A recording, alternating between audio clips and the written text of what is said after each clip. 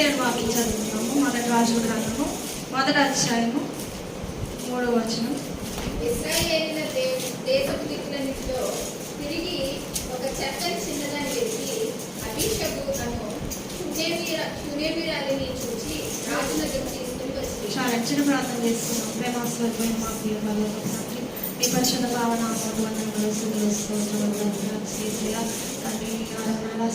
మానవ మాసంలో ప్రభుత్వ వాళ్ళు ప్రవేశపెట్టిన మహనీయుల తండ్రి ఆయన ప్రభుత్వ రెండో కూడా దానిలో నా నీ పాదం చెందుకు వచ్చి నాన్న ఇప్పటి వరకు నేను స్థుతించి సాధించి తల్లి గణపరచగల భాగ్యం ఇచ్చిన మా దేవానికి వందనములు స్తోత్రములు. నీ పరిశుద్ధ కుటుంబం కడిగినందుకు వందనములు స్తోత్రములు. నీ వాక్యంతో మమ్మల్ని ఇప్పుడు వరకు స్నానం కావించి మన వేడుకుంటున్నాను. అంచెదినంలో మేము ఉండగా తండ్రి ప్రభావ చేసే తండ్రి అభిషేక్ అనే తండ్రి బైబిల్ స్త్రీల గురించి మేము ధ్యానించుకొచ్చి ఉండగా ప్రభావ తండ్రి బోధకుడు అభియాన్ని మీరు ఇక్కడ దిగి వచ్చినాయన నాన్న మార్పు చేసిన ఆయన అతను అందరితోనూ మాట్లాడమని తండ్రి నీ దగ్గర అక్కడ కలుగుతూ ఉందని కూడా తండ్రికి వాక్యవర్తమాన గారమును సిద్ధం చేసి వేగపెట్టగల తండ్రి అంటే అంతస్తు ఒక పక్కకి ధరించమని పెళ్లికి మాడుగా మెగా సీనుగా ఏసునామని ప్రార్థన ఇచ్చినందుకు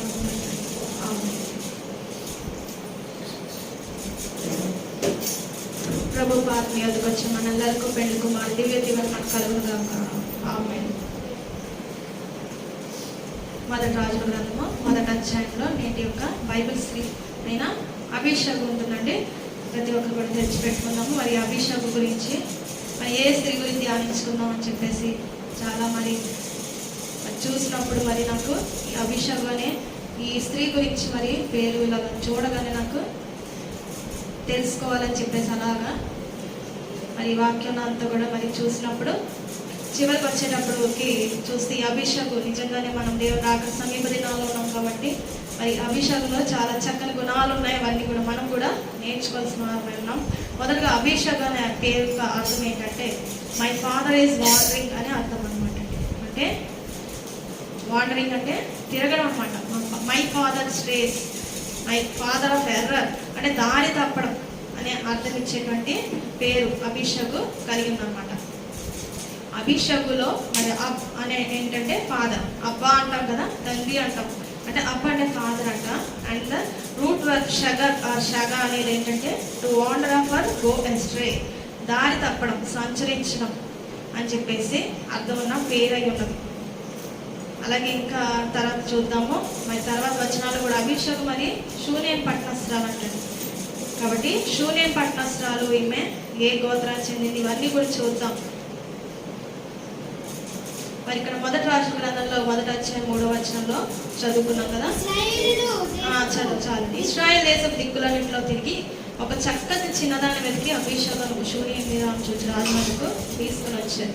కాబట్టి రాజు అయిన దావీదు మరి ఎంతో మరి గొర్రెల కాపరైన దావీదుని దేవుడు రాజుగా చేశాడు. రాజుగా ఉండి గొప్ప అభిషేకంతో మరి ఎన్నో శ్రమలు సోదరు కీర్తన గ్రంథంలో చూస్తే ఎన్నో కీర్తనలు దావీదు యొక్క శ్రమల నుండి వచ్చినవి. ఎన్నో పాటలు రాశారు. మన దైవజనులు దేవదాసయ్య గారు కూడా రాశారు. నాకేమి కొదువల పాట ఎప్పుడు రాశారంట? రెండో ప్రపంచ యుద్ధ సమయంలో, కరువు సమయంలో నాకేమి కొదువ నాదుడు అని చెప్పేసి రాశారు. అలాగే మనకు శ్రమలో మరి ఏమొస్తాయి చెప్పండి? మరి ప్రార్థనలు వస్తాయి, కీర్తనలు వస్తాయి. కీర్తనకారుడు అనేక కీర్తనలు రాశారు. మరి అలాగా జీవించిన అతను ఎన్నో విజయాలు సాధించాడు. దావీదు చేసిన యుద్ధాలు ఎవరు చేయలేదంటాడు. దావీదు మహారాజు ఒలిగించిన రక్తము మరి ఎంతో ఎక్కువ. అందుకే దేవుడు యెరూషలేములో మరి దేవాలయం కట్టడానికి నీవు కట్టడానికి కుదరదు, నీ కడుపున వచ్చి పుట్టిన సొలొమోను కడతాడు. ఎందుకంటే దావీదు యుద్ధాల వల్ల ఒలిగించిన రక్తం అటువంటిది. దాని వ్యత్యాసంగా సమూయేలు ప్రవక్త కాలంలో అంట చాలా సమాధానం నిమ్మలంగా ఉందంటాడు ఇశ్రాయేల్ రాజ్యం. కాబట్టి అప్పుడు ఏ యుద్ధాలలో ఏ రక్తం వల్ల కూడా లేదు. కానీ దావీదు మహారాజు కాలంలో కాదు. కాబట్టి ఇక్కడ అంత గొప్పగా జీవించినప్పటికీ మొదటి రాజుల గ్రంథంలో చూస్తే దావీదు చివరి కాలం, దావీదు బహువృద్ధుడు అని చెప్పి. కానీ కీర్తన గ్రంథంలో మనం చదువుతాం కదా, మనకి మనుషుల ఆయుష్కాలం అంట 70 సంవత్సరాలు, అధిక బలం అంటే 80 సంవత్సరాలు. మరి దావీదు బహువృద్ధుడు కాగా ఉంది. కానీ అతని వయసు నాకు తెలిసి 80 సంవత్సరాలు అయి ఉంటుంది. మరి 80 సంవత్సరాలైనా బహువృద్ధుడు అని చెప్పేసి రాశారు. అప్పటికే ఆయుష్కాలం అనేది నరుని ఆయుష్కాలము చాలా తగ్గిపోయినట్టే. ఇప్పటికే 80 సంవత్సరాలు అంటే చాలా గొప్ప ఆయుష్ అని చెప్తాం. మరి బహువృద్ధుడు కాగా అతనికి ఒక వ్యాధి వచ్చిందంట. వ్యాధి అంటే ఏమి లేదు, అతనికి చల్లబడిపోవడం శరీరం. కాబట్టి ఎన్ని బట్టలు కప్పినా అతనికి పెట్టగలగదు. చూడండి, కొంతమందికి బీపీ డౌన్ అవుతే ఏమవుతుంది, చెమటలు బట్టి బాడీ చల్లగా ఇవ్వదు. అది ఏదో ఒక బలహీన సమయంలో అయితే అనుకోవచ్చు, కాదు 7 ఏళ్ల కాలం అలాగా ప్రతి సమయంలో మరి అలాగా మరి బాడీ చల్లబడడం అనేది ఉంటే చాలా సమస్య. ఎందుకంటే అలాంటి వారు ఎప్పటికైనా చనిపోతారు అనేటువంటి స్థితి అనమాట. ఇప్పుడు దావీదు పరిస్థితి ఏంటంటే, దావీదు మహారాజ్ పరిస్థితి మరి చివరికి సమయంలో ఉన్నాడు కాబట్టి అతనికి వెట్టగలగట్లేదు. అప్పుడు మరి వీళ్ళందరూ ఆలోచించారంట, మరి దావీదు రాజ్యం తర్వాత ఎవరు మరి రాజ్యాన్ని పరిపాలిస్తారు, మరి అది ఒక మరి తర్వాత రాజు అయిన దావీదు చాలా మంది భార్యలు ఉన్నారు, చాలా మంది ఉపపత్నులు ఉన్నారు, చాలా మంది కుమారులు ఉన్నారు, నేనని చెప్పేసి పోటీ పడుతున్నారు. మరి అలాంటి సమయంలో రాజ్యాన్ని స్థిరపరచబడాలి, తర్వాత రాజు ఎవరన్నా నిర్ణయించబడాలి. కానీ ఇతను మరి అర్ధాంతరంగా చనిపోతే ఏంటి పరిస్థితి, అతన్ని చూసుకున్నటువంటి ఎవరు కూడా కనిపెట్టుకుని చూసినటువంటి ఎవరు లేరు. కాబట్టి అలాంటి సమయంలో మరి ఇక్కడ 2వ వచనంలో, మా ఏలిన వాడు రాజునకు నీ కొరకు తగిన చిన్నదాని వెతుకు మంచిది అని చెప్పేసి వాళ్ళు ఏం చేస్తారు, రాజైన నీ సముఖమందు ఆదరించి వెట్టగలుగుటకు నీ కౌగట్లో పండుకున్నని చెప్పి ఇశ్రాయేలు దిక్కంతా తిరిగానంటండి. ఎందుకు? రాజు కౌగట్లో పండుకోవాలంట, మరి ఆయనకు వెట్ట కలుగజేయాలంట. బహువృద్ధుడు కదా, మరి అందుకు వెట్ట కలగడానికి అని చెప్పేసి చక్కని చిన్నదాన్ని వెతికారు. రాజును వివాహం చేసుకోవడానికి వస్తారా అంటే ఏమో ఎవరైనా రావచ్చేమో, కానీ ఇక్కడ వివాహం చేయడానికి కాదండి. దేనికోసమంట? ఆయనకు వెట్ట పుట్టించాలి, అలాగే ఆయన ఆదరించాలి, ఆయన ఉపచారం చేయాలి. అంటే ముసలివాడు వృద్ధుడికి ఉపచారం చేయాలి కాబట్టి దానికోసమంట చిన్నదాన్ని వెతికి తీసుకొచ్చారు. ఎంతోమంది అడుగుంటారో నాకు తెలియదు, కానీ ఈ అభిషేక్ మాత్రము మరి తన చిన్న వయసే, ఆమెకు పెళ్లి వయసే, నాకు 16 నుంచి 20 సంవత్సరాలు అవి ఉండొచ్చు అంతే. మరి దావీదు వయసు ఎంత చెప్పండి? 80 సంవత్సరాలు. ఆ తర్వాత కొద్ది కాలానికి అతను చనిపోతాడని కూడా అభిషేకుకు తెలుసు. కానీ మరి ఆమె జీవితాన్ని మరి స్థితిని లేదా కన్యాత్వాన్ని లేకపోతే ప్రతిదాన్ని కూడా త్యాగం చేసింది. కానీ దేని గురించి ఆలోచించింది? రాజ్యం గురించి ఆలోచించింది. ఇశ్రాయేల్ రాజు మరి ఎన్నో మరి యుద్ధాలు చేసి మనకు గెలుపునిచ్చి మన పక్షాన్ని రాజు పరిస్థితి అని చెప్పేసి చిన్న మనిషే కానీ చిన్నదే కానీ హృదయం లాంటిది పెద్ద హృదయం అంట. అందుకే ఏం చేసిందంట, ఆమె ఒప్పుకొని రాజునాథకు ఆమెను తీసుకుని వచ్చారంట. ఆమె వచ్చిన పని మరి కష్టం అని చెప్పి వెనక్కి వారిపోలేదు. కానీ 4వ వచనం చూసి చిన్నది బహు చక్కనిగా ఏంటి, రాజును ఆదరించి ఉపచారం చేయించుంటాను, కానీ రాజు దాన్ని చూడలేదు. దావీదు మహారాజు ఎప్పుడైతే ఈ వ్యభిచార పాపం చేశాడో, ఆ ఊరి అని చంపించాడో, నరహత్య వ్యభిచార పాపం తర్వాత మరి దేవుడు నాతాను ప్రవక్తను పంపి గద్దించినప్పుడు రాజు మరి దావీదు మరి ఎంతగా మరి పశ్చాత్తాపం పొందాడంటే, తన పరుపంట తన కన్నీటితో తేలిపోయి వెళ్ళిపోయిందంట, కొట్టుకుపోయిందంట తన కన్నీటితో. అంత పశ్చాత్తాపం పొందాడంటే, ఎందుకంటే పాపం వల్ల వచ్చే జీతం చెప్పండి మరణం, కాబట్టి అది రాకూడదని చెప్పేసి దావీదు మహారాజు అంత పశ్చాత్తాపం కలిగాడు. తన పక్కన ఒక చిన్న ఎవరి బిడ్డని పండుకున్నా అతను ఆమెను కూడలేదన్నట్టుగా ఉంది. కాబట్టి అవన్నీ పక్కన పెడితే అభిషేక్ గురించి చూద్దాము. మరి ఇక్కడ ఈమె ఒప్పుకోవడం ఒక వంతు. మరి ఈమె చక్కని చిన్నదంట, మరి రాజును ఆదరించి ఉపచారం చిన్న వయసులోనే భారము బాధ్యత చాలా ఆమెపై మోపబడి ఉంది. ఎందుకంటే రాజ్యం స్థిరపరచబడే వరకు కూడా దావీదు మహారాజు ఉండాలి కాబట్టి ఇవన్నీ కూడా ఆమె చేస్తున్నట్లుగా. కాబట్టి ఈమె సౌందర్యవంతురాలుగా, కన్యకగా, యవనస్తురాలుగా మరి చూస్తున్నాం. చూడండి, మరి చిన్న బిడ్డల్లో సౌందర్యం కలిగిన వారు ఎవరైనా 20 సంవత్సరాల లోపల ఉంటే వారికి ఒక గర్వం అనేది ఉండొచ్చు, కానీ ఈమె అదేమీ లేదు. వయసు చిన్నదే కానీ ఈమె యొక్క ఆలోచన చాలా మరి దూరదృష్టితో రాజ్యం గురించి ఆలోచించి ఈమె ఏం చేసింది, దావీదు చెంతనే ఉండడానికి ఉపచారం చేయడానికి ఒప్పుకొని వచ్చినట్లుగా చూస్తున్నాం. మరి దావీదు మహారాజుకి చూస్తే మరి ఆయన జీవిత కాలంలో మరి రాజ్యం విస్తరిస్తుంది, అనేక చోట్ల విజయాలు పొందుతుండగా మరి అతను ఎంతో మందిని భార్యలుగా ఉపపత్నులుగా చేసుకున్నట్టుగా మనం చూడగలం. మరి మనకి మహా అయితే ఎంతమంది తెలుసు? దావీదు భార్య బత్షెబ తెలుసు, మీకాలు తెలుసు, తర్వాత అబీగయీలు తెలుసు, నాబాలు భార్యను కూడా చేసుకుంటాడు కదా. కానీ చాలా మంది భార్యలు ఉన్నారంటే చూద్దాం అది కూడా. కాబట్టి అభిషేక్ అనే పేరుకి అర్థం తెలుసుకున్నాము. ఆమె యొక్క మరి ఎంత భారంతో బాధ్యత రాజ్యంలో కడుగుపెట్టిందో చూస్తున్నాం. మూడోది ఏంటంటే అభిషేక్ ఒక శూన్యం ఈరాలంట. ఈమె శూన్యం పట్టణానికి చెందింది. మరి ఎలీషా ప్రవక్తను చేర్చుకున్న శూన్యం ఈరాలు, కానీ గనురాలైన శూన్యం ఈరాలు మనకు తెలుసు కదా. ఒక దైవజనుడు వస్తున్నాడు కదా, మనం ఒక మేడగది కడదామని చెప్పేసి మేడగది కడుతుంది కదా. ఆ మేడ గది కట్టిన షూనేమీరాలు. అలాగే ఈమె కూడా ఒక షూనేమీరాలంట. ఈమె యెహోషువ గ్రంథం చూడండి 19వ అధ్యాయము 15వ వచనం. 19:15.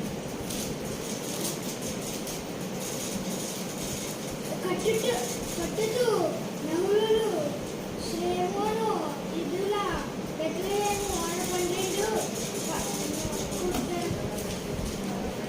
పట్టణములను వాటిలో పల్లెలను ఆ పట్టణములను వాటి పల్లెలను వారి వంశముల చొప్పున జేబులు చాలు. కాబట్టి ఇక్కడ ఏముందంటే యెహోషువ గ్రంథంలో మరి ఇక్కడ వీరికి ఎలాగైతే గోత్రాలకు స్వాస్థ్యం వచ్చింది, ఇస్రాక 15 నుంచి 23 వచనాల వరకు ఇశ్శాఖారీయుల గోత్రానికి కలిగిన స్వాస్థ్యం గురించి ఉందన్నమాట. మరి షూనేం ఏంటంటే ఇస్సాకారు గోత్రానికి చెందింది. ఈమె కూడా ఈ అభిషేక్ కూడా ఏ గోత్రానికి చెందిందంటే మరి ఇస్సాకారు గోత్రానికి చెందింది. అందుకే ఆదికాండం చూడండి 49వ అధ్యాయం 14-15 వచనాల్లో మరి ఇక్కడ 14-15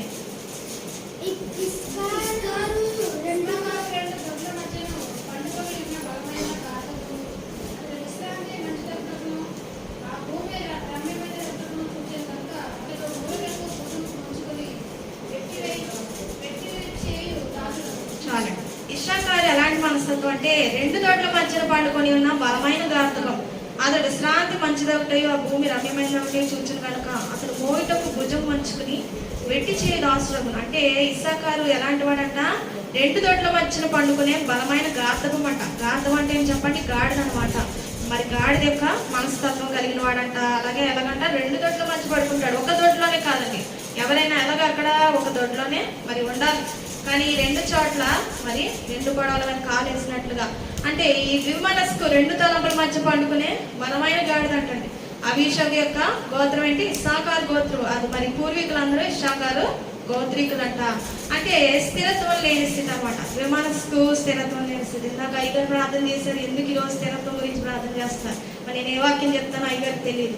అది పరిశుద్ధాత్మ దేవుడు నడిపింపు అనమాట. చూసారు, నేను షాక్ అయ్యాను. ఎందుకంటే మరి అభిషేక్ ఏంటంటే స్థిరత్వం లేని గోత్రం నుంచి వచ్చింది. కానీ ఈమె ఈ రాజ్యంలో అడుగుపెట్టాక దావీదుకు ఉపచారం చేయడాన్ని బట్టి ఏమైందంట, రాజ్యం స్థిరపరచబడింది.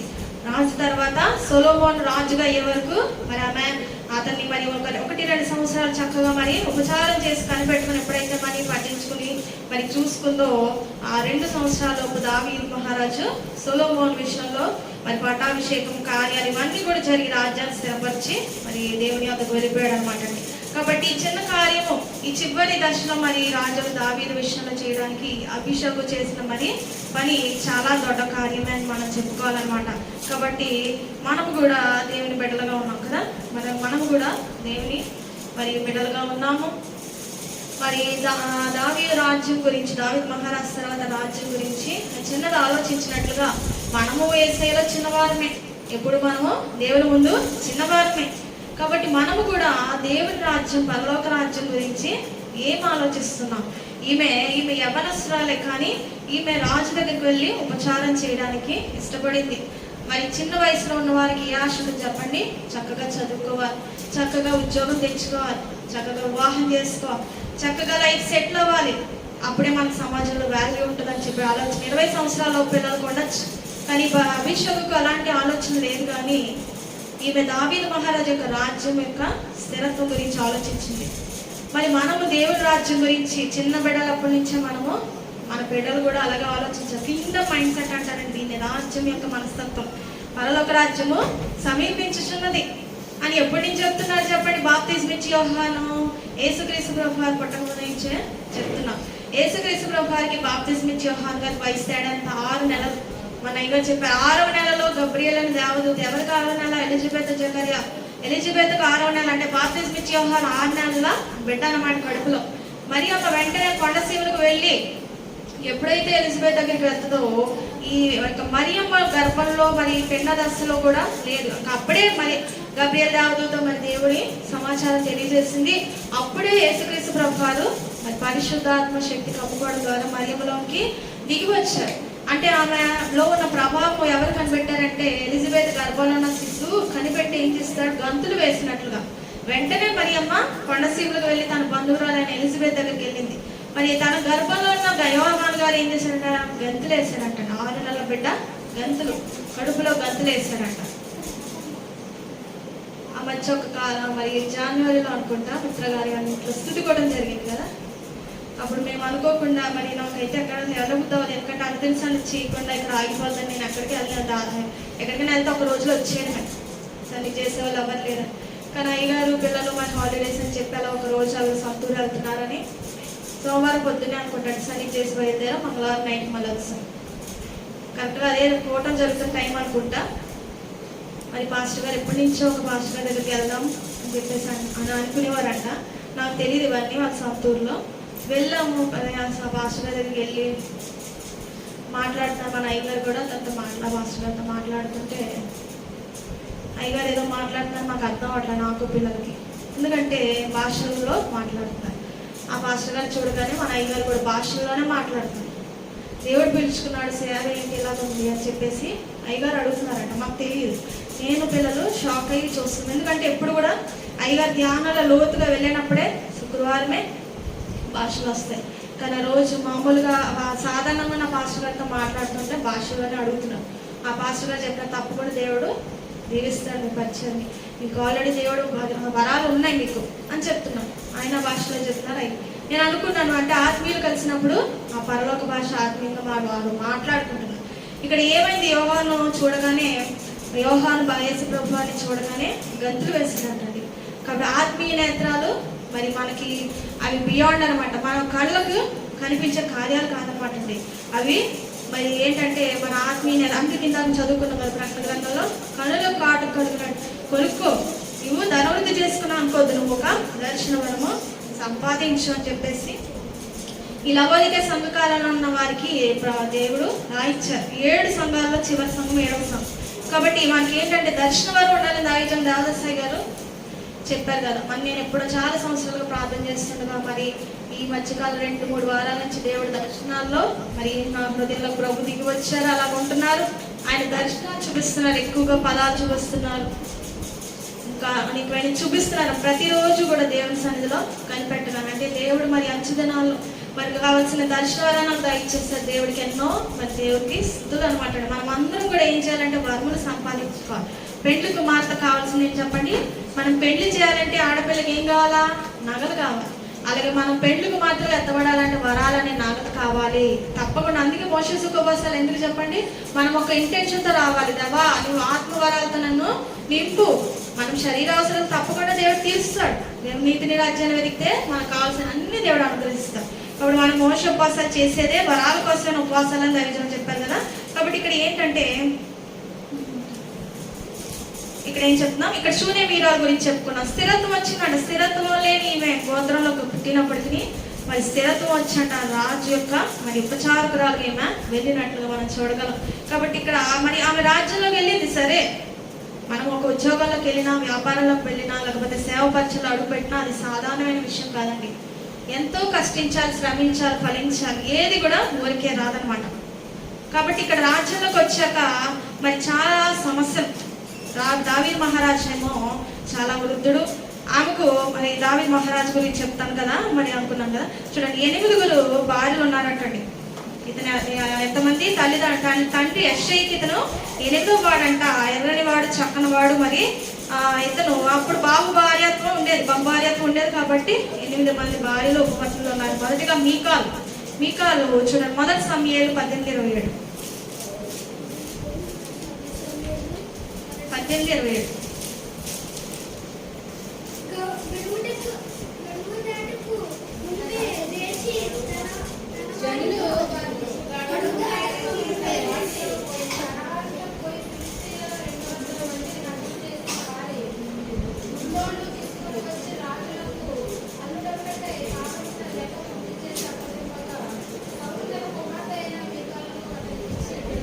చాలండి.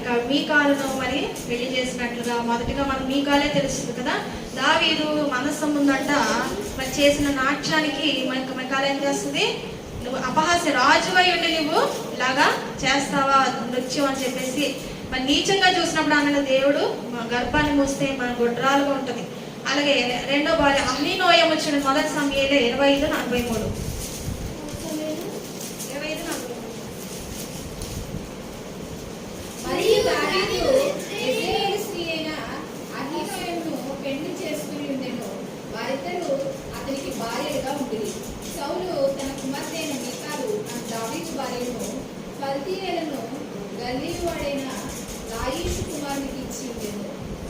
చాలండి. ఇక్కడ 25:43 అలాగే ఏదైనా అంటే మీకాలలో ఏం చేశాడంట తండ్రి దావీదు భార్య పల్తీయను గల్లీవాడు ఆయుష్ కుమార్కి ఇచ్చి ఉండాడు. మీకాలు ఏం చేశాడు సౌలు వేరే వాళ్ళకి ఇచ్చి పెళ్లి చేశాడు. ఆ తర్వాత మరి ఇక్కడ అహీనోయమును పెళ్లి చేసుకున్నట్టు వచ్చు. 2 సమయాలు 3:2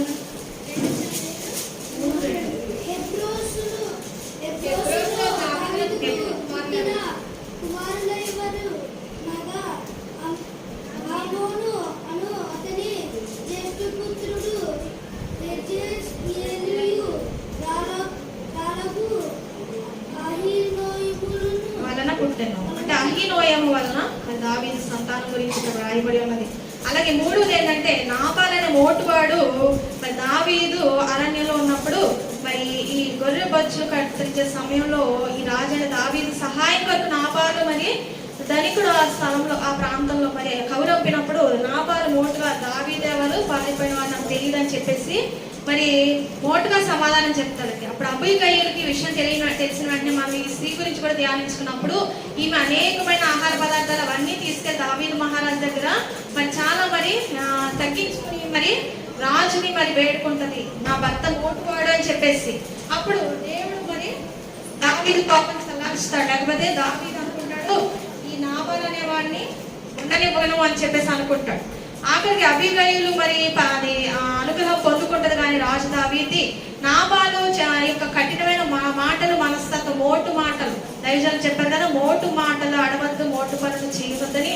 ఈ నాబాలు ఎలాంటి వాడు మోటువాడు ఏమైపోతాడు బిగబట్టుకుని ఒకసారి ఈ వార్త తెలియగానే రాజే దావీదుని చంపుదాం అనుకున్నాడు అనే విషయం నాబాలు తెలియగానే బిగుసుకుపోయి చనిపోతాడంటండి. కాబట్టి ఈ అబీగయీలు కూడా వివాహం చేసుకుంటాడు దావీదు మహారాజు.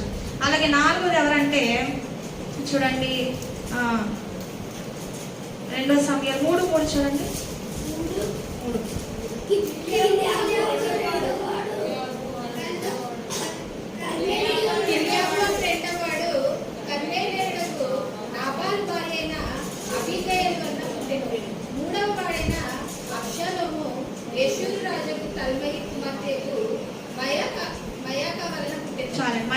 మయాక అంటే ఈమె మనకు తెలియదు కదా, ఎక్కువగా మాకా అంటారు ఇంగ్లీష్లో.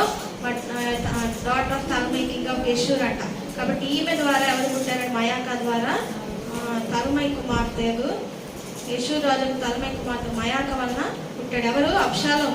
వీళ్ళందరూ కూడా రాజ్యకాంక్షే, రాజు అయిన దావీదు తర్వాత మేమే రాజు అయిపోదాం అని చెప్పేసి. దేవుని చిత్తం లేనిది ఇది జరగదు కదండి. కాబట్టి 5వ వారి ఎవరంటే హగ్గీతు చూడండి 2 సమయం 3:4.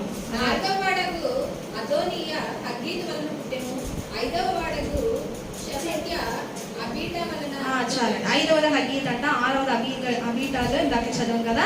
అలాగే 7వది అంటే ఎక్లా 2 సమయం 3:5. 6వ వాడు ఇత్రాయము దావీదునకు భార్యకు ఎక్లా వలన పుట్టెను. వీరు హెబ్రోనులో దావీదునకు పుట్టిన కుమారుడు. చాలండి. వీరు ఎక్లా అనేమే కూడా భార్య. 8వది ఎవరంటే బత్షెబ. మనకు తెలుసు సొలొమోను తల్లి బత్షెబ. 2 సమయంలో 11:27.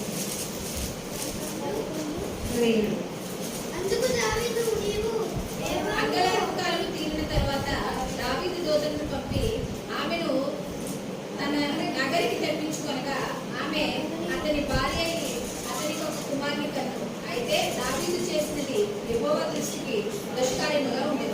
చాలా దావీదు దేవుడు హృదయానుసారుడుగా నెక్స్ట్ గాడ్స్ ఓన్ హార్ట్ అని చెప్పేసి దావీదు మంచి పేరు, దేవుడి చిత్తాన్ని ఎరిగి మరి జీవించే దావీదు మరి ఇలాగా చిన్న విషయంలో తప్పిపోయాడు అనమాట. అందుకే దేవుడు చాలా మరి కోపం కలిగినట్లుగా దేవుడి దృష్టి కంటే దుష్కార్యంగా ఉన్న వీళ్ళందరూ దావీదు భార్యలు ఉపపత్తులు అనమాట. కాబట్టి 1 సమయాలు 2 సమయాల గ్రంథంలో చూస్తే దావీదు రాజు ఎంతో బలశూరుడుగా యుద్ధాలు గెలిచాడు. దేవుడు హృదయానుసారుగా దేవుడి దగ్గర మంచి పేరు తెచ్చుకున్నాడు. కానీ తప్పిపోయాడు. మళ్ళా పశ్చాత్తాపం పొంది దేవుడి యొక్క మరి ప్రేమ మళ్ళా పొందుకున్నాడు. కాబట్టి రాజ్యంలోకి అడుగుపెట్టకి అభిషేకు చాలా మరి చిన్న వయసు కదండి. మరి రాజ్యంలో మరి రాజు ప్రచారం చేయడం అంటే మరి సామాన్యమైన విషయం కాదనమాట. దావీదు మహారాజ్ కింగ్ డేవిడ్ అని ఇంగ్లీష్ కూడా చూడండి, చాలా మంది చదువుకునే పిల్లలు కింగ్ డేవిడ్ స్టోరీ ఉంటుందా లేదా?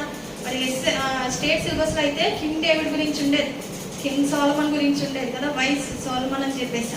ఎందుకంటే ఆ లోక పుస్తకాల్లో కూడా వీరి పేర్లు ఎక్కినాయి అంటే వీరు ఎంత మనకి ప్రఖ్యాతిని గడించారో మనం ఆలోచించుకోవాలి.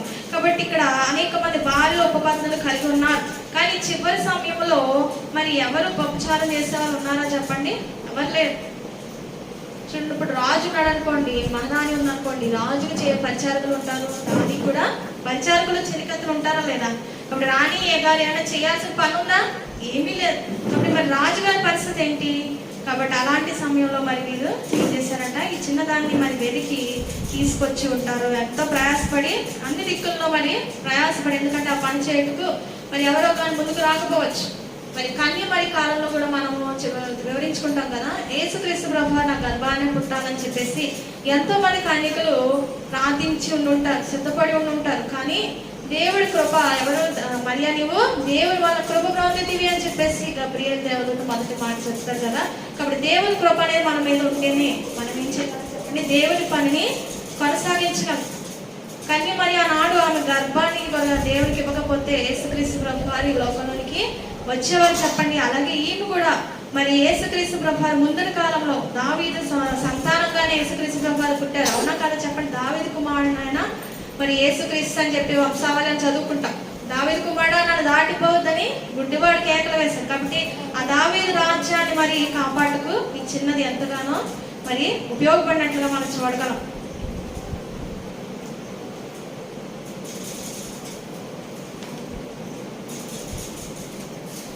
కాబట్టి మనము దేవుడి రాజ్యం కోసం ఏమి కలిగి ఉంటున్నాం, ఏమి ఒకవేళ ఏమన్నా మరి త్యాగం చేయాలంటే ఏమైనా చేయగలమని చెప్పండి, మనం చేయాలి. ఎందుకంటే పరలోక రాజ్యం సమీపిస్తుంది. ఈ లోకంలో మనం ఏది కలిగి ఉన్నాను అర్థమే చెప్పండి. ఎందుకంటే ధనవంతుడు లాజరు ఉపమానంలో ధనవంతుడు అన్ని సంపాదించుకున్నాడటండి, కానీ నరకంలోనికి వెళ్ళిపోయాడంట, పండ్లు కొనుక్కొని తీసుకెళ్ళాడు. కానీ లాజరు అంట ఈ లోకంలో ఏది లేదంట, ఆరోగ్యం కూడా లేదు, కుండ్లతో మరి ఆయన అనారోగ్యంతో ఉన్నాడు. కానీ ఆయన ఏం సంపాదించుకున్నాడంటే ప్రభు యొక్క రక్షణ సంపాదించుకున్నాడు. కాబట్టి మనం ఈ లోకంలో సంపాదించుకోవాల్సింది ఏంటంటే రక్షణ సంపాదించుకోవాలి. రక్షణ వస్త్రం, రక్షణనే శిరస్త్రాన్ని హెల్మెట్ ని ధరించుకోవాలి. అలాగే ఇంకా సంపాదించుకోవాల్సింది ఏంటంటే మరి ఆత్మను సంపాదించుకోవాలి. నా ఆత్మ లేనివాడు నా వాడు కాడు. కాబట్టి బుద్ధిగల కన్యకలకి లేని వారికి తేడా ఏంటంటే పరిశుద్ధాత్మ లేకపోవడమే. కాబట్టి పరిశుద్ధాత్మ మనం పొందుకోవాలి, కాపాడుకోవాలి. అందుకే దైవజనులు రాశారు 109వ పాటలో ఏం రాశారు, నా హృదయంలో భద్రపరిచితి రావయ్యా, శుభ్రపరిచితి రావయ్యా. అక్కడ మనం ఏం చేయాలంటే మన హృదయంలోనికి ప్రభువుని ఆహ్వానించాలి. మనము ప్రభువుని మన హృదయంలోకి వచ్చిన ప్రభువుని ఎన్నడూ కూడా వెళ్ళకుండా మనం ఏం చేయాలంటే మనము లోబడే స్థితి కలిగి ఉండాలి. ఎప్పుడైతే మనము అవిధేయత కలిగి ఉంటామో ప్రభు మరి పరిశుద్ధాత్మ దేవుడు అంటే జెంటిల్ స్పిరిట్ అంటే ఆయన యొక్క పరిశుద్ధమైన మనసు కూడా ఏంటంటే ఎప్పుడైతే వాక్యాన్ని మరి మనము అవిధేయత కలిగి ఉంటామో ఆయన మనని వదిలి వెళ్ళిపోవడానికి ఉంటుంది. అందుకే ఒక కీర్తనలో ఉంటుంది 51లో ఏంటంటే నీ సన్నిధిలో నన్ను త్రోసివేయకు, నీ పరిశుద్ధాత్మ నుండి తీసివేయకుము అని ఒక ప్రార్థన పాట కీర్తన రూపంలో పాడుకుంటాం కదా. కాబట్టి ఏంటంటే మనము ఈ యవనస్త్రాలు ఈమె ఆదరించడానికి దావీదును ఆదరించడానికి ఒప్పుకుంది. కాబట్టి మనము కూడా దేవుని రాజ్యంలో అనేకల్ని ఆదరించే వారిగా ఉండాలి. ఆమె శరీర సుఖాన్ని ఏం చేసింది, త్యజించింది. నేను వివాహం చేసుకోవాలి, బిడ్డలు కావాలి అని అనుకోలేదు. కానీ వచ్చిన అవకాశం బట్టి రాజ్యంలో ప్రవేశించి మరి పరిచారకురాలుగా ఉన్నది. మనము కూడా ఏం చేయాలంటే ఈ లోకాశతో మనము లేకపోతే ఏదో కలిగి ఉండి మనం ఏం చేయకూడదు, దేవుని యొక్క పనిని ఉపచారాన్ని పరిచయాన్ని ఏం చేయకూడదండి, నిర్లక్ష్యం పెట్టకూడదు. మన యొక్క శరీరాశలు ఉంటాయి ఈ లోకంలో మనం గొప్పగా అవ్వాలని, కానీ అయినప్పటికీ వాటిని మనం త్రొక్కివేసి ఏం చేయాలంట. ఈరోజు వాక్యం మనం చూసారు, ఎంతమంది చూస్తే నాకు తెలియదు, ఆత్మనార్పకుడు అని పంపాను కదా, అందులో కింద వివరణ ఉంటుంది. అందులో మనం ఎప్పుడైతే మన పరిశుద్ధాత్మ దేవుడు మనలో ఆరిపోతాడు, మనలో ఉన్న ఆత్మదీపం ఆరిపోతాడు అంటే మనం ఎప్పుడైతే దేవుడి చిత్తాన్ని పక్కన పెట్టి మన సొంత చిత్తాన్ని సొంత ఇష్టాన్ని చేసుకుని దేవుడి చిత్తాన్ని అణిచివేస్తాం, అడుగుదొక్కుదామో అప్పుడు ఏమవుతుందంటే ఆత్మ ఆరిపోతున్నట్టండి. కాబట్టి ఇంకా అనేక విషయాలు అందులో రాయబడినాయి చూడండి మరి ఈ సమయం ఉన్నప్పుడు. కాబట్టి ఏంటంటే ఇక్కడ ఏంటంటే ఈమె ఏం చేసింది, ఈ అభిషేక జీవితం యవనస్తులకు ఎంతో సవాల్ మాట. ఆమె యొక్క జీవితంలో ఇంకా నిర్లక్ష్యం చేసింది. కానీ మరి ఆమె దేవుని రాజైన దావీదు రాజ్యాన్ని గురించి ఆలోచించినందుకు దావీదు మహారాజు 1-2 సంవత్సరాలు చనిపోయినా ఏం జరిగిందంటే సొలొమోను రాజు అంట అభిషేకుని మరి తల్లి అవుతుంది కదా, పెడతల్లి అవుతుంది కదా, కంటికి రెప్పలా జీవితకాలం చూసుకున్నాడంటండి తల్లిగా. మరి ఎంత ధన్యత చెప్పండి, రాణిగా ఆమె జీవితకాలం ఉన్నది. అలాగే దేవుని రాజ్యంలో మనం ఇప్పుడు కనుక పని చేస్తే 1000 సంవత్సరాల్లో అనేక పట్టణాల మీద నియమించబడతాం, పెళ్లి కుమార్తెగా రాజు చెంతనే కూర్చుంటాం. కాబట్టి దాని కొరకు మనం ఏమి చేయాలంటే ఆమె డ్యూటీ ఏంటి చెప్పండి? ఆమె రాజు కౌగిట్లో పరుండాలి. అలాగే ఆయనకు ఆహారమైన దప్పికైనా 20 సంవత్సరాల వృద్ధుడు మంచం మీద నుండి లేవని వానికి ఎటువంటి పరిచర్య చేయాలో అంత పరిచర్య చేయాలి. అంటే ఏంటంటే దేవుని రాజ్యంలో, దేవుని మందిరంలో మనం ఎలా ఉండాలి?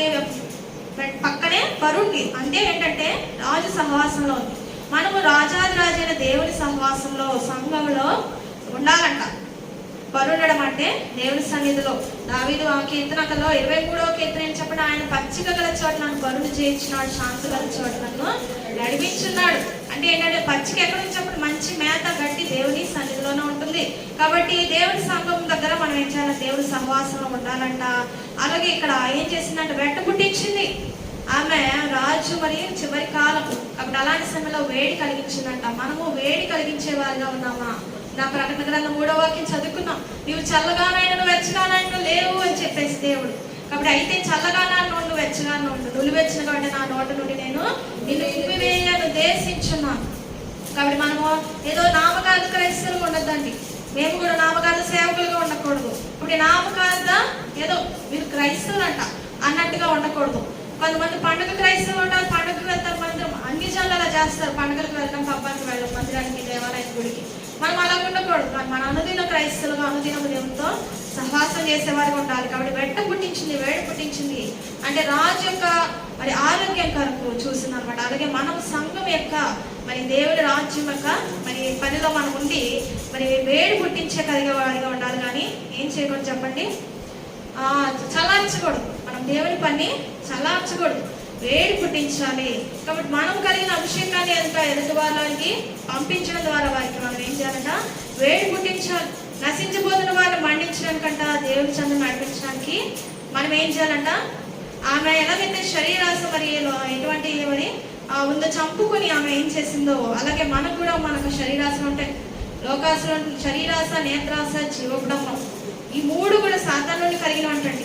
మన శరీరాశ ఉంటుంది, మన శరీరము చక్కగా ఆహారము, విశ్రాంతి ఇది కలిగి ఉండాలంటుంది. నేత్రాశ మనకు అది కావాలి, ఇది కావాలి, అది కలిగి ఉండాలి, అది పొందుకోవాలి.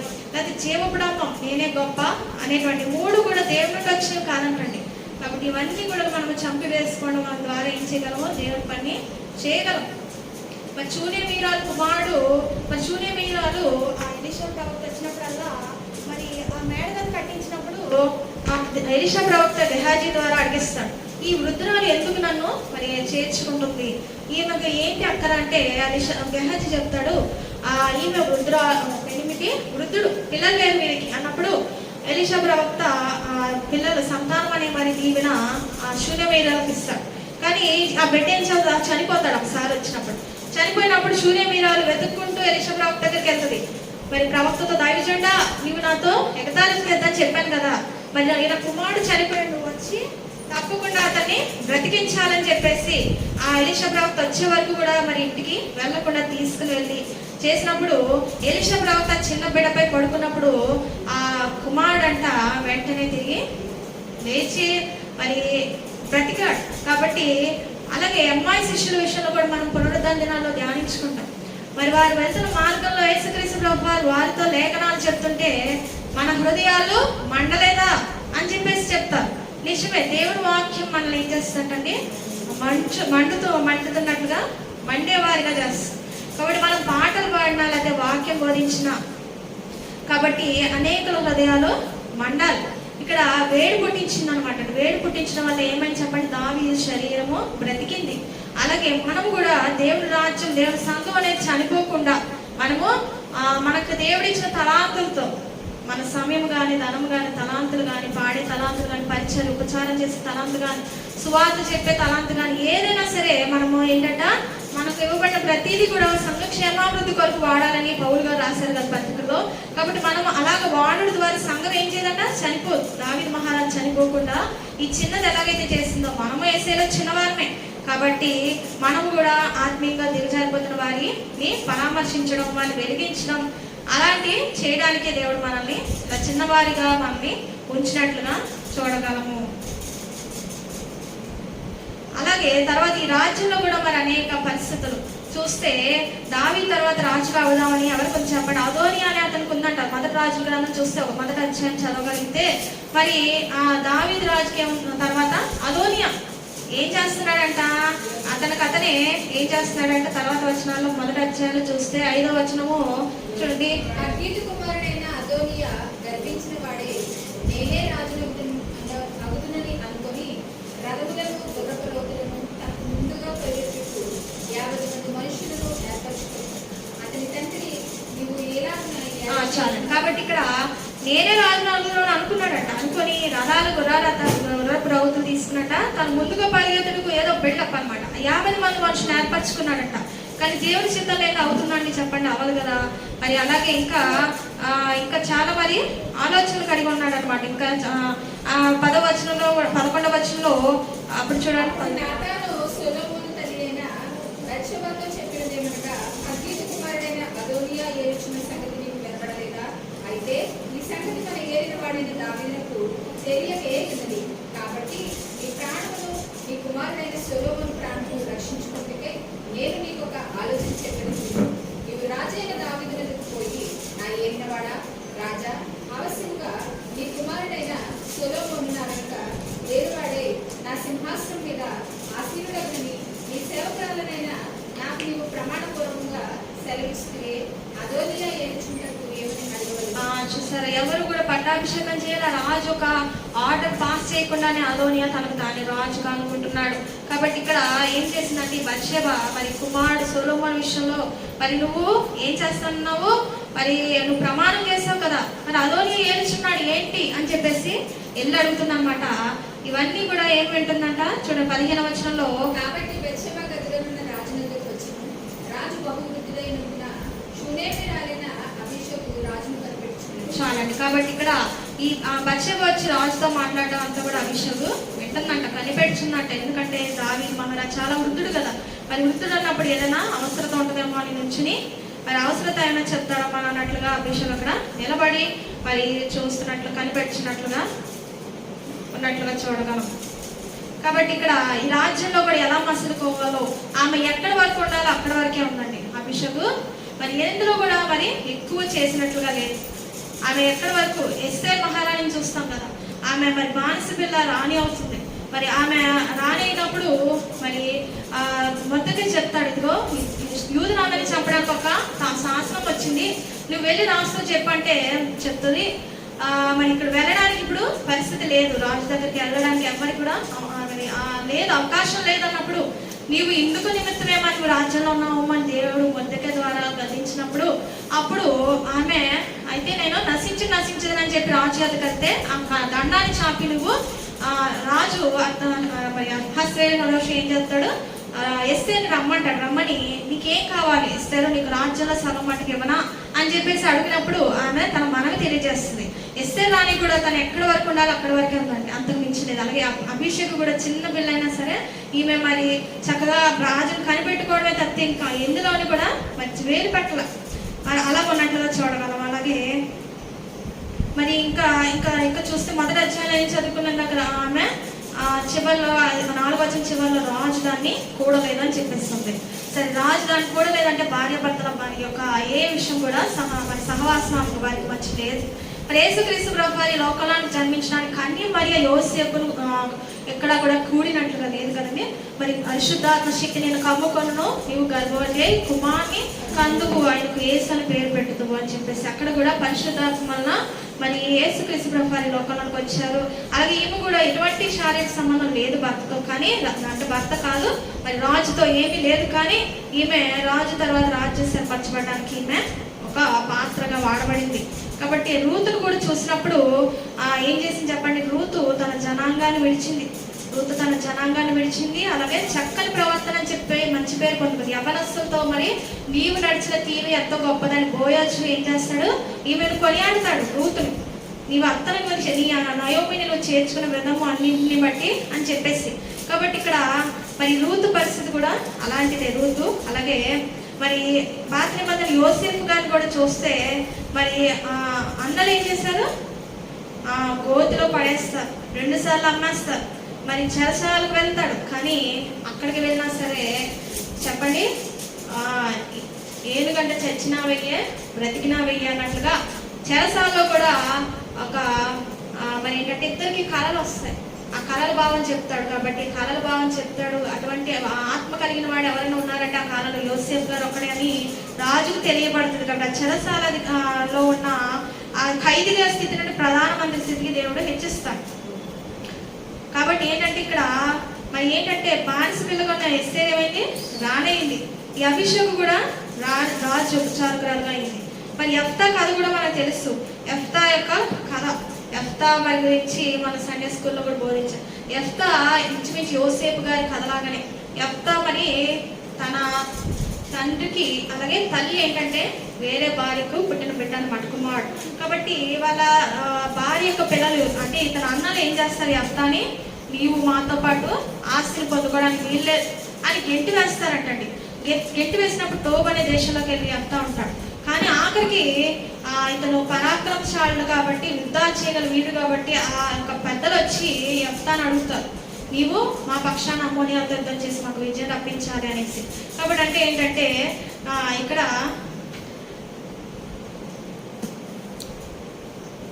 మరి దేవుడి వాక్యంలో చూస్తే చిన్న చిన్న వాళ్ళని దేవుడు ఏం చేశారు? బలముగా వాడుకున్నారు. అలాగే ఈమె చిన్నదైనప్పటికీ దేవుడు చక్కగా మరి రాజ్యం స్థిరపరచబట్టులో వాడుకున్నట్లుగా మనం చూడగలం. కాబట్టి ఇక్కడ ఎంతమంది మరి వీరు రాజ్యంలో ఎన్నో సమస్యలు. కాబట్టి అహీనాయం కుమారుడు అమ్నోను ఎలా ఉన్నాడంటే, అమ్నోన్ అనే పేరుకి అర్థం ఏంటంటే నమ్మకమైన వాడు. కానీ తన పనులు ఎలా లేవాలంట? నమ్మకంగా లేవంటండి. ఇందాక చదువుకున్నాం కదా రెండో సమయంలో దావీదు యొక్క భార్య గురించి చదువుకున్నాం. అహీనాయం పుట్టినవాడు అమ్నోన్. ఇతను కూడా మరి తన చెల్లెలు తామాన్ని చేరిపాడు. చూడండి ఎంత మరి వక్రమైన పని చేశాడు చెప్పండి. నమ్మకమైన వాడు కాదు దేవుడి విషయంలో, పరిశుద్ధత విషయంలో. రెండవది ఏంటంటే నాబాలు పుట్టిన కిల్యోను కూడా మరి తండ్రిని ప్రసిద్ధి చేయవాడు అనే అర్థం. కిల్యోను అర్థం ఏంటి? తండ్రిని ప్రసిద్ధి చేయవాడు. కానీ వీరందరూ కూడా సింహాసనం కోసం ఏం చేస్తారు? కొట్లాడుకుంటున్నారు. మూడో వాడు ఎవరంటే అబ్షాలోము. ఇతను ఎవరంటే మీకాలు కుమారుడు అనమాట. మీకాలు దావీదు ఉపపత్నులను మరి గుడారం వేసుకున్నట్ట చెరిపాడంట. అబ్షాలోము అంటే సమాధానం తండ్రి, కానీ దావీదుకి సమాధానం లేకుండా చేశాడు. చూడండి 2 సమయాలు 16:22.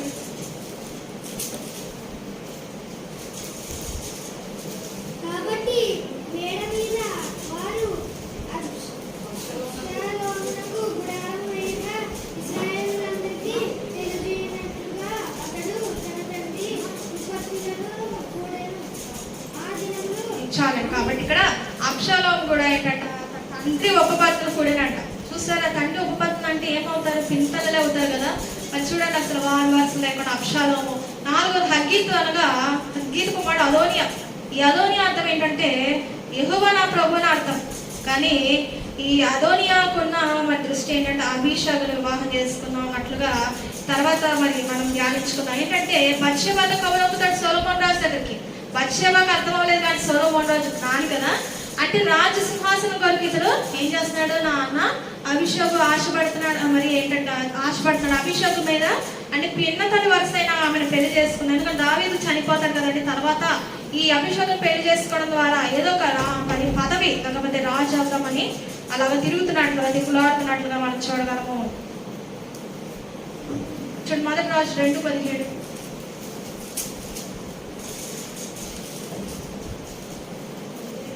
ఆమె చెప్పుమనగా అతడు రాజుకు సొలొమోను షూనేమియుడైన అభిషేకు నాకు పెండ్లికి వచ్చినట్లు పెండ్లికి ఇచ్చినట్లు దయచేసి అతనితో నీవు చెప్పలేదు, అతడు మీతో కాదని చెప్పలేదు. చూసారా, బత్షెబా అప్పుడు ఏం చేస్తే మంచిది నేను గురించి రాజుతో చెప్పేదని వెళ్ళినప్పుడు అప్పుడు సొలొమోను మొదటిగా ఏం చెప్తాడు? మరి వివాహం మాత్రమే అంటావా అని చెప్పేసి 20వ వచనంలో నా తల్లి చెప్పు నీ మాట త్రోసివేయను అని చెప్తారు. ఆ తర్వాత కూడా 22వ వచనంలో కూడా షూనేమీయురాలు అభిషేకులు మాత్రమే అదోనియా కొరకు అడుగుటేయాలా? అతను అన్న కాబట్టి అతని కొరకును యాజకుడైన అబ్యాతారు కొరకును సెరూయా కుమారుడైన యోవాబు కొరకును రాజ్యంలో అడుగుమని తన తల్లితో చెప్పాను. అంటే తన తల్లిని బత్షెబాని బాధపడడం ఇష్టం లేక అభిషేకం మాత్రమే ఎందుకు అడుగుతావు తల్లి, ఇంకా ఏంటంటే రాజ్యం కూడా అడుగు అని చెప్పేసి మరి సొలొమోనుకు అర్థమైంది, అంటే రాజు అవుదామని అదోనియాకు ఆశ కలిగి ఉంటున్నాడు కాబట్టి ఇలా బత్షెబను పంపాడని అర్థం చేసుకుని మరి తర్వాత మరి వచనాల్లో చూసినప్పుడు అదోనియా 23వ వచనం యెహోవా సొలొమోను చెప్తారు, యెహోవా తోడు అదోనియా పలికిన ఈ మాట వలన అతని ప్రాణం నష్టం రాకపోయినట్టు దేవుడు నాకు గొప్ప అపాయము కలుగు చేయను గాక అని చెప్పేసి అదోనియా ఈ దినమున మరణం అవుదును అని చెప్పేసి 24వ వచనం చెప్పి అప్పుడు 25వ వచనంలో బెనాయాను పంపాడంట. యెహోయాదా కుమారుడైన బెనాయాను పంపగా సొలొమోను ఎదురు అదోనియా మీద పడినందున అతడు చనిపోయాడు. అదోనియా అయ్యాడు, రాజకుమారుడు చనిపోయాడు. అసలు రాజకుమారుడుగా ఉండి ఎంత మంచిగా ఉండాలి. సౌలు కుమారుడు చూడండి యోనాతాను ఎంత మంచివాడు. మరి దావీదు యోనాతాను అయితే మనసు పెనివేస్తున్న స్నేహితులుగా ఉన్నారంట. కానీ అదోనియా ఎలా ఉన్నాడు చెప్పండి. దావీదు మహారాజుకి పుట్టిన బిడ్డలందరూ కూడా చెప్పుకున్నాం కదా, అందరూ ఒక్కొక్కరు ఒక రకం, అందరూ కూడా విచార పాపలే. మరి దావీదు విచార పాపలో పడడం, ఈ అమ్నోను అలాగే చెల్లెలతో, కిల్యోను అలాగే అబ్షాలోము పినతల్లతో, హగ్గీతు అలాగే అదోనియా కూడా, హగ్గీతు కుమారుడు అదోనియా కూడా అభిషేకులు మరి వివాహం ఆడదాం అని చెప్పేసి దావీదు కుమారుడు అందరూ కూడా మరి వక్రమైన మార్గంలోనే ఉన్నట్లుగా చూడవాలి. కాబట్టి ఏంటంటే అభిషేకుతో వివాహం అయితే ఎప్పుడైనా రాజసింహాసనం మీద కూర్చోవచ్చు. మరి అందుకే చూడండి ఈ లోకాధికారి సాతాను ఆదామావని ఏం చేశాడు, పడగొట్టాడు, పాపంలోకి పడవేశాడు, పాప పతనం అయింది, పరిశుద్ధత పోయింది. ఏమైందంటే సాతాను ఏమనుకుంటున్నాడు, ఈ లోక రాజ్యాధికారిగా సింహాసనం మీద ఎక్కాలనుకుంటున్నాడు. 7 సంవత్సరాలు దేవుడు అవకాశం ఇస్తాడంటండి ఎవరికి, అంత్యక్రీస్తుని మరి రాజు మరి లోకాధికారిగా. ఇప్పుడు మనకి వెనక్కి కనబడకుండా యువ సంబంధమైన దేవతగా ఉన్నాడు, కానీ సాతాను 7 సంవత్సరాలు ఒక టైం అనేది దేవుడు ఇవ్వబోతున్నాడు. కాబట్టి 7 సంవత్సరాలు ఎన్నో మహాశ్రమలు వస్తాయి. ఎందుకంటే ఈ దుష్టుడి వల్లే, అంత్యక్రీస్తు వల్లే రాబోతున్నాయి అనమాట. కాబట్టి ఇక్కడ ఈ రాజ్యంలో ఎన్ని సమస్యలు ఉన్నాయి. ఈ చిన్నది మరి ఏం చేసిందంటే వాటిని అన్నింటినీ కూడా మరి తట్టుకునేటట్టుగా ఆమె నిలుచున్నట్లుగా మనం చూడగలం. కాబట్టి దేవుడి రాజ్యంలో ఉన్న మనం, దేవుడి సంఘంలో ఉన్న మనం కూడా ఎన్నోటువంటి మరి కుట్రలు కుతంత్రాలు ఒకవేళ ఏదో జరగచ్చు సాతాను వల్ల, కానీ ఏం చేయకూడదు. మనము ఎప్పుడైతే స్థిరంగా నిలబడతాం మరి ఇందాక చదువుకున్న 49వ అధ్యాయం ఆదికాండం, ఈమె ఇస్సాకారు గోత్రికురాలు, 2 దొడ్ల మధ్యన ఉండే గాడిద కానీ స్థిరత్వం వచ్చింది ఈమెకి కదా. అలాగే మనము కూడా ఏం చేయాలంటే స్థిరులుగా దేవుడి మందిరంలో ఉండాలి. ఒలివ మొక్కల వల్లే బలంగా నాటబడాలి. అప్పుడే మనం ఏం చేస్తామంట, వృద్ధి అవుతాంటండి. ఎప్పుడైతే నాటబడతామో అప్పుడే వృద్ధి అవుతాం. చూడండి, ఒక మొక్కని, చిన్న మొక్కనైనా తీసుకెళ్లి మట్టిలో పాతితే పెరుగుతుందా, లేకపోతే అలా నుంచోబెట్టడం పడుకోబెట్టడం చేస్తే అది నాటబడితేనే. కాబట్టి మనం ఏం చేయాలంట, దేవుడి సంఘంలో నాటపడాలి. దేవుని వాక్యంలో ఉంది కదా, మనం నాటపడితేనే మనం ఏం చేయగలం, వృద్ధి అవ్వగలమండి. కాబట్టి ఒక చోట మనం ఏం చేయాలంటే స్థిరంగా మరి నాటపడాలి. ఒకసారి మనకు అస్థిరత్వం వస్తుంది, చంచల మనసు, ఇందాక అయ్యగారంతా ధ్యానం చేశారు కదా. కాబట్టి ఇక్కడ మరి రాజ్యకాంక్ష పదవికాంక్షతో స్త్రీకాంక్షతో అదోనియా చంపబడ్డాడంట. కానీ అభిషేకు మరి రాజుకు ఉపచారకురాలుగా ఈమె ఎన్నో పెత్తనాలు చేయొచ్చు కదా, కానీ ఈమె ఏమీ చేయకుండా మరి ఇక్కడ ఏం చేసిందంటే రాజుకు చేయవలసిన పనులు చేయడం ద్వారా, ఆమె మరి వెట్ట కలిగించడం ద్వారా రాజు తర్వాత సొలొమోను రాజ్యం స్థిరపరచబడింది. కాబట్టి వెట్ట కలిగించే స్థితి ఈమె కలిగి ఉంది. కాబట్టి మనము కూడా చల్లారిపోయిన వారిని మండించేవారిగా మరి ఉండాలి. మరి దేవుడి రాజ్యము అతి సమీపంలో ఉందండి. ఎందుకంటే గత 2 సంవత్సరాలు కూడా సెప్టెంబర్ నెలలో బోర్ల పండుగ నాడు ప్రభు సంఘారోహణము జరగల, ప్రభు అక్కడ జరగల. మరి ఈ సంవత్సరం సెప్టెంబర్ నెలలో ఒకవేళ బోర్ల పండుగ నాడే ప్రభు వస్తే మరి మనలో ఎంతమంది సిద్ధంగా ఉన్నామని చెప్పండి. మనము అప్పులన్నీ తీర్చుకొని ఏం చేయాలి, కొత్త అప్పులు చేయకూడదు. ఇప్పుడు అప్పున్నా ఎత్తబడని దైవం చెప్పారు. అలాగే పాపాలన్నింటినీ కూడా క్షమాపణ పొంది క్రొత్త పాపాలు చేయకుండా మడి కట్టుకొని నోరు కట్టుకొని వధువు వలె అంటూ మాకు ఈ లోకంతో వద్దు, పాపంతో వద్దు అనేటువంటి అంటు కలిగిన వారుగా మనం ఉండాలి. కాబట్టి తేదీ అప్పుడు తెలియనలుచున్నదే దైవం రాశారు కదా. ఏ గడియ ఏ క్షణంలో ఏ రోజో తెలియదు మరి దేవుడు రాయించగా. కాబట్టి మనకి తేదీ అయితే తెలుస్తుందని చెప్పారు. మరి ఫీస్ట్ ఆఫ్ ట్రంపెట్స్ అని 2026 అని మరి గూగుల్లో కొట్టండి, మీరు వస్తుంది. మరి సెప్టెంబర్ ఏ రోజుల్లో వస్తుందో 2 రోజుల్లో. కాబట్టి ఒకవేళ ఆ టైంలోనే మరి ఒకవేళ ఆ బోర మ్రోగగానే వృద్ధులు అక్షయులుగా లేపబడుదురు. అలాగే సజీవులైన వారిని మరణం చూడకుండా రెప్పపాటులో మేఘముల మీద కొనిపోబడదు. ఈ బోరు అందరికీ వినపడుతుందా అంటే అందరికీ వినపడదు, సిద్ధపడిన వారికి, విశ్వాసులు మాత్రమే. అలాగే ఇప్పటి నుంచే ఒక వార్త ఏమవుతుందంటే వైరల్ అవుతుంది. భూమి మీదకి ఏలియన్స్ గ్రహాంతరవాసులు వస్తున్నారు, అనేకల్ని తీసుకెళ్ళిపోతున్నారు. అంటే ఇప్పుడు సంఘంలో సిద్ధపడిన వారు పెళ్లికి మాత్రం ఎత్తపడ్డాక మరి లోకం ఏం చెప్తుందంటే, సాతాను ఏం చెప్పిస్తాడంటే వింత జీవులు వచ్చి అనేకలు తీసుకుని వెళ్ళిపోయాయి కాబట్టి అక్కడ జరిగింది, సంఘారంలో జరిగిందని కూడా వాడు ఎవరిని కూడా నమ్మనివ్వకుండా భ్రమ పెట్టేవాడిగా ఉంటాడు. కాబట్టి మనమైతే చీకట్లో లేము, వెలుగులో ఉన్నామంటే దేవుని వాక్యం తెలిసిన వారం కాబట్టి మనం ఏం చేయాలి, మనము మన వెడలో సిద్ధపడాలి, అలాగే వెట్ట కలిగించాలి. కాబట్టి ఇతర మిషన్ వారికి కూడా కన్నుగా బైబిల్ మిషన్ వచ్చారు కాబట్టి రాకడ వార్తను చాటడానికే దేవుడు మనల్ని ఈ మిషన్లో ఏర్పాటు మిషన్లో ఉంచారు. కాబట్టి మనం అనేకులకి చెప్పాలి, ముందుగా మన కుటుంబీకులకి, బంధువులకి, స్నేహితులకి, ఇరుగు పొరుగు వారికి వీలైనంత వరకు అదును చూసంటే విత్తనం పెట్టాలని దాని చెప్పారు. కాబట్టి మనం ఏం చేయాలి, మనమే దేవుడు అక్కడ సిద్ధపడకుండా ఉంటే మరి ప్రభు తీసుకెళ్తారో చెప్పండి? సిద్ధపడిన వాడినే తీసుకెళ్తాను. నేను సిద్ధంగా లేని ప్రభు అంటే ఆయన తీసుకెళ్ళలేరండి. కాబట్టి మనం ఏం చేయాలి, సిద్ధపాటు కలిగి ఉండాలి. మా పిల్లలు ఎప్పుడు ఇంట్లో పనులు చేసుకుంటూ ఉంటారు, అయ్యగారు ఏదైనా బయటకు వెళ్దామని బయట ఎక్కడ ఇద్దరు చెర డ్రెస్ పట్టుకుని వెళ్ళిపోతారు.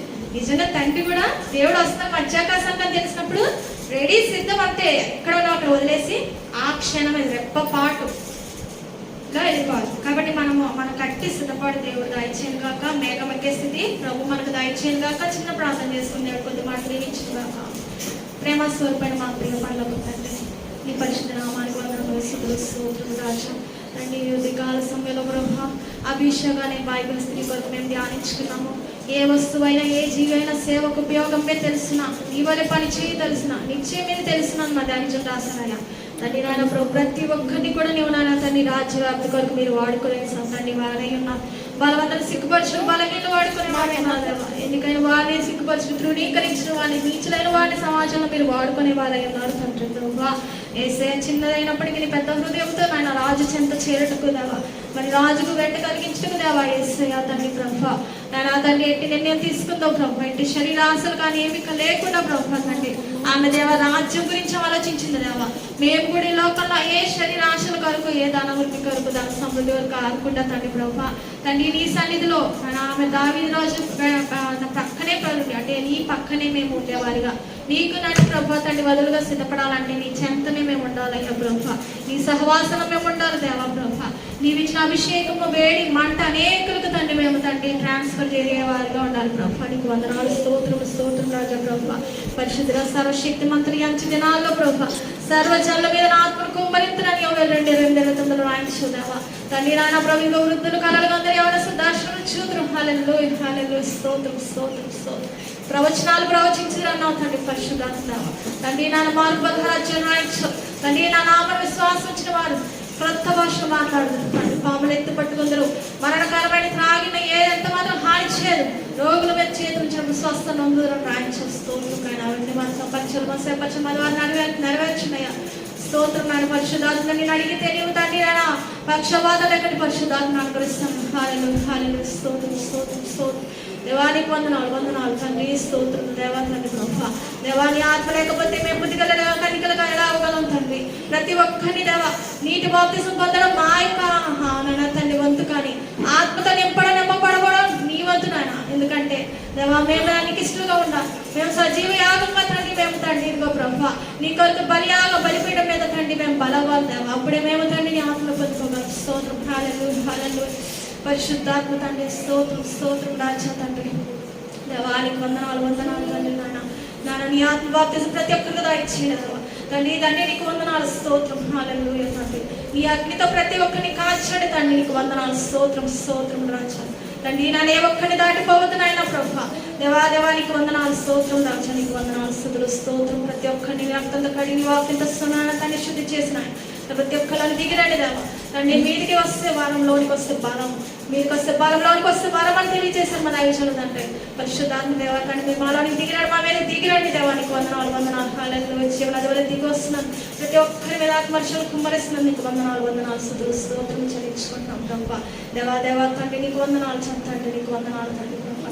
నీకు ఇచ్చిన ఆత్మను పోగొట్టుకోకుండా దేవా నీకు లోబడే స్థితి పెళ్లికి మార్పిస్తుంది కదా తండ్రి. విశ్వాసం విధేయత విజ్ఞాపన విన్నపం కాబట్టి దేవా సమయం సమీపించింది కాబట్టి దేవా యేసయ్యా తండ్రి నన్ను మమ్మల్ని మా సజానాగాన్ని సిద్ధం చేయండి తండ్రి. నీకు వందనాలు, స్తోత్రం హల్లెలూయా. స్తోత్రం చదివిన వాక్యం మహృదయలో ముద్రించినయ్యా. 30 దంతలు 40 దంతలు 100 దంతలు ఫలింప చేయండి తండ్రి. నీకు వందనాలు తండ్రి. ఉద్దేశాలను నెరవేర్చి మనం పొందుకోవాలి. తండ్రి వాక్యోపదేశకరణ యేసు పుణ్యనామమున ప్రార్థన ఇచ్చినాను పరమ తండ్రి. ఆమేన్. అందరికీ మా తండ్రి అవకాశం ఇచ్చిన గారికి మా